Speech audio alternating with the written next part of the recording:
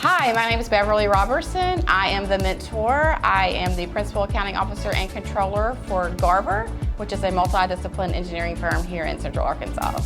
Hi, my name is Dr. Ada No, and I have established Arkansas's first and only clinic dedicated fully to the treatment and diagnosis of dry eye disease. I am the mentee. Sure. So I, for 1 year, actually had no staff. So I did everything by myself, including like answering calls, insurance, everything. And then in October, I finally hired somebody part-time, which has been a godsend for me.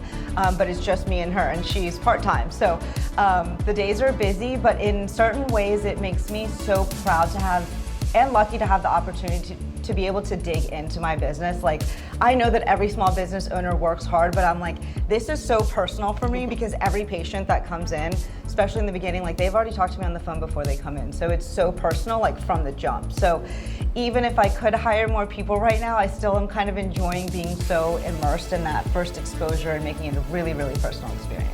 Does it have to be food?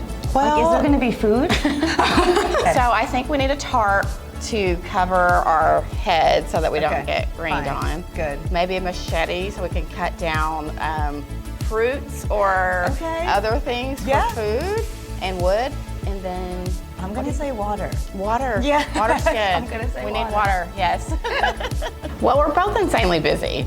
And so we kind of feed off of that energy together because, you know, like I have 3 kids at home, 1 in college, all of which are very actively involved in sports, and I work full-time, and I do a lot of volunteer. She has a very busy lifestyle. With no kids. Yeah. And so, like, we just love to kind of chat about the chaos in our lives. But we do, like, when we have our monthly coffee meetings, we do talk about, you know, like some very strategic things about building the business and, you know, leasing and, like, what's next for her. What does that look like?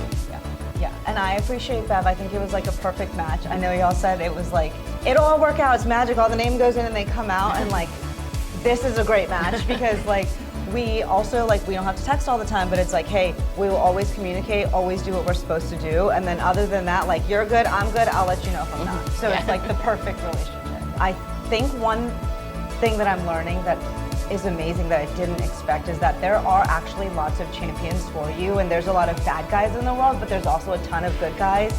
And I feel like here, like I literally could ask anybody, hey, do you mind looking over this, or can you meet for coffee? And like everyone is just so open and willing to share.